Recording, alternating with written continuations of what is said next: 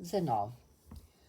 Enquanto decorriam as conversas referidas na sala das recepções primeiro e no quarto da princesa por último, o coche que transportava Pierre, a quem tinham mandado chamar, e Anna Mikhailovna, que achou necessário acompanhá-lo, entrava no terreiro da moradia do conde Bezúkhov. Quando as rodas do coche rastearam suavemente sobre a palha espalhada debaixo das janelas, Anna Mikhailovna, querendo dirigir-se ao seu acompanhante com palavras de consolação, descobriu que ele estava a dormir no canto do assento e acordou-o.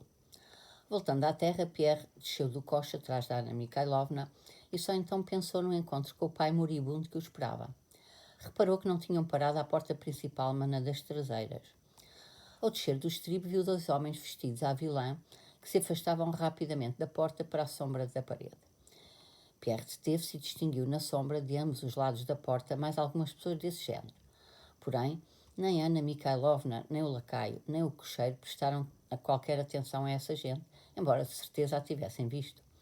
Portanto, tem de ser assim, decidiu Pierre e seguiu Anna Mikhailovna. Esta subia precipitadamente a escada de pedra, estreita e mal alumiada, apressando Pierre, que se atrasava, e que, embora não compreendesse por que motivo, de uma maneira geral, era necessário ele ver o conde, e ainda menos porque lhe era necessário ir pela escada de serviço, vendo o ar seguro e a pressa resoluta da Anna Mikhailovna, decidiu que tudo aquilo era mesmo necessário. A meio das escadas, por pouco não o derrubavam umas pessoas quaisquer, com baldes nas mãos, que, batendo em tropel com as botas, desciam de encontro a eles. Tais pessoas cozeram-se contra a parede para os deixar passar, não mostrando a mínima surpresa ao vê-los. É por aqui que se entra para os aposentos das princesas? Perguntou um deles. É por aqui, sim, respondeu o lacaio, em voz alta e atrevida, como se tudo já fosse permitido. A porta à esquerda, mãezinha. Se calhar o conde não me chamou, disse Pierre ao chegar ao patamar. Acho que talvez vá para o meu quarto. Anna Mikhailovna parou para dar tempo a Pierre se aproximasse dela.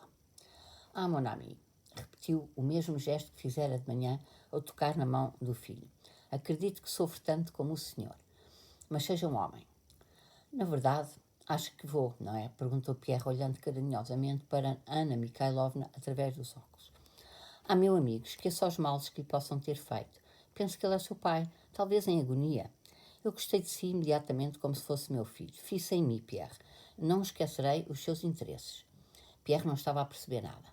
De novo lhe pareceu, e ainda mais, de que tinha de ser assim mesmo e seguiu obedientemente Anna Mikhailovna, que já abria a porta. A porta dava para o vestíbulo da entrada de serviço. A um canto estava sentado um velho criado das princesas a tricotar uma meia. Pierre nunca vira aquela parte da casa nem suspeitava da existência daqueles aposentos. Anna Mikhailovna perguntou a uma rapariga que os ultrapassava, levando um jarro numa bandeja, chamando-lhe querida e pombinha, pela saúde das princesas, e arrastou Pierre para a frente, pelo corredor de pedra. Do corredor, a primeira porta à esquerda dava para o quarto das princesas. A criada de quarto que levava o jarro, como se tivesse pressa, num momento daqueles tudo se fazia com pressa lá em casa, não fechou a porta. E então Pierre e Anna Mikhailovna, ao passarem, espreitaram sem querer para o quarto onde, sentados lado a lado, conversavam o príncipe Vassili e a princesa mais velha. Ao vê-los, o príncipe Vassili teve um gesto impaciente e encostou-se ao espaldar com brusquidão. A princesa sobressaltou-se e, com um gesto de desespero, bateu com toda a força com a porta para a fechar.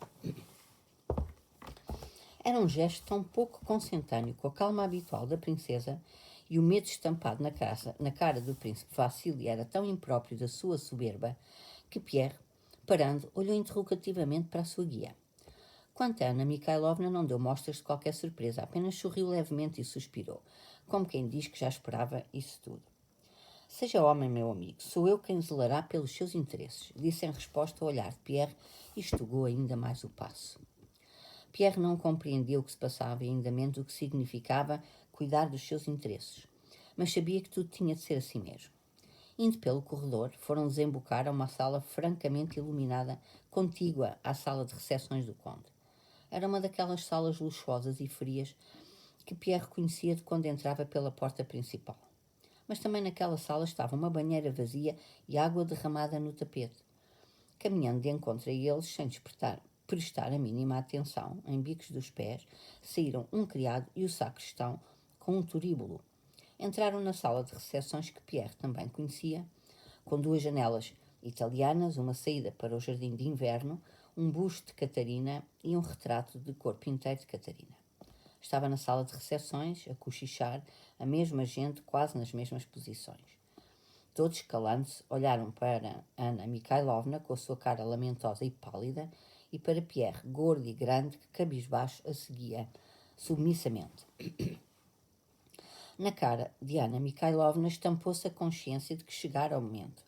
Com os modos práticos de uma senhora petersburguense, entrou no quarto, sem largar Pierre, ainda mais resoluta do que de manhã.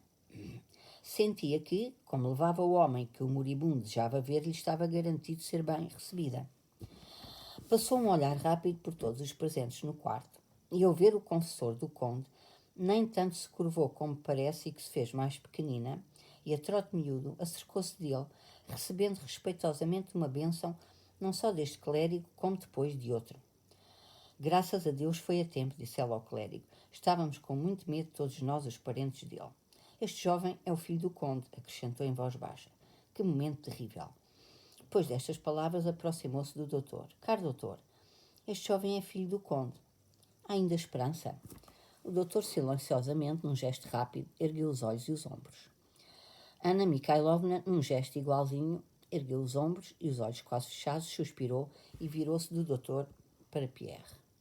Dirigiu-se a Pierre com respeito e uma tristeza carinhosa muito especiais.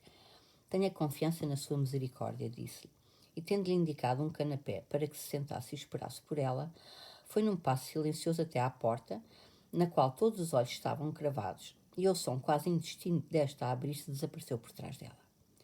Pierre, já se decidira a obedecer em tudo à sua guia, foi sentar-se no canapé por ela indicado.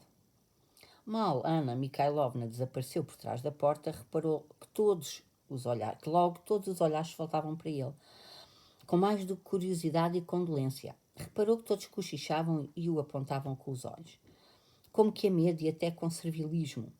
Manifestavam-lhe um respeito que nunca antes lhe haviam manifestado. Uma senhora que lhe era desconhecida e que falava com os clérigos, levantou-se do seu lugar e convidou-o a sentar-se nele. O ajudante de campo apanhou a luva que Pierre deixara cair e entregou-lhe. Os doutores calaram-se respeitosamente quando ela passou perto deles e arredaram-se para lhe dar lugar. Tudo isto quando a intenção de Pierre era sentar-se num lugar onde não incomodasse a senhora. Era apanhar ele próprio a luva, era contornar os doutores que, aliás, não lhe barravam o caminho. Sentiu, no entanto, que isso seria inconveniente. Sentiu que, num momento assim, era ele a pessoa que tinha a obrigação de celebrar um qualquer rito terrível e esperado por todos, e que era por isso que devia aceitar os serviços de toda a gente. Recebeu em silêncio a luva das mãos do ajudante de campo, sentou-se no lugar da senhora, pousando as mãos grandes nos joelhos, alinhados com simetria, numa ingênua posição de estátua egípcia, decidindo que tinha de ser tudo exatamente assim, e que esta noite, para não se atrapalhar e não fazer asneiras, não devia agir de acordo com as suas considerações, mas sujeitando-se à vontade daqueles que estavam a orientá-lo. Nem 2 minutos passaram quando o príncipe Vassili, com o seu cafetã ornado de 3 condecorações, majestosamente de cabeça bem erguida, entrou na sala. Parecia ter emagrecido ainda desde manhã. Os seus olhos estavam maiores do que o habitual quando percorria o olhar pela sala e viu Pierre. Aproximou-se dele, pegou-lhe na mão, o que jamais fizera antes, e puxou-lhe para baixo, como que a verificar se estava bem fixa. Coragem, coragem, meu amigo. Ele pediu para o ver, isso é bom, e quis afastar-se logo, mas Pierre achou por bem perguntar como está. Atrapalhou-se sem saber se seria conveniente chamar de conde ao moribundo. Ora, tinha vergonha de lhe chamar pai. Teve outro abalo, há meia hora, mas coragem, meu amigo. Os pensamentos de Pierre andavam em tal confusão que, ao ouvir a palavra ataque, imaginou alguém a atacar. Perplexo, olhou para o príncipe Vassili e só depois percebeu que por ataque devia entender-se acidente de doença. O príncipe Vassili, de passagem, disse algumas palavras a Laurent e, em bicos de pés, entrou no quarto. Não sabia andar em bicos de pés, pelo que todo o corpo saltitava desajeitadamente. Atrás dele entrou a princesa mais velha, depois os clérigos e os sacristães. Entraram também criados. Ouviu-se uma movimentação do outro lado da porta e, por fim, com o mesmo rosto pálido, mas firme no cumprimento de dever, saiu rapidamente Anna Mikhailovna e, tocando na mão de Pierre, disse: A vontade divina é inesgotável. Vai começar a cerimónia da extrema-unção. Venha. Pierre entrou, pisado do tapete macio, e reparou que o ajudante de campo e a senhora desconhecida, e mais alguém da criadagem, todos entraram atrás dele, como se já não fosse preciso pedir licença para entrar naquele quarto. 20. Pierre conhecia bem este quarto grande dividido por colunas e um arco todo coberto por tapetes persas. Uma parte do quarto, para lá das colunas, com uma cama alta de mogno de um lado, sob o dossel de seda, e um grande iconostase do outro lado, estava profusamente iluminada por luzes fortes e bonitas, como uma igreja durante o ofício noturno. Sob os ícones iluminados estava um cadeirão à Voltaire, e no cadeirão, sobre almofadas brancas de neve, por certo mudadas havia pouco, porque ainda não estavam amarrotadas, com um cobertor verde vivo a cobri-lo até à cintura, jazia a figura majestosa do pai de Pierre, figura que lhe era tão familiar, o conde Bezúkhov. Com a mesma juba encanecida por sobre a fronte larga, a lembrar um leão, as mesmas rugas fundas e nobres no belo rosto vermelho amarelado. Estava mesmo debaixo dos ícones, com ambas as mãos grandes e grossas pousadas em cima do cobertor.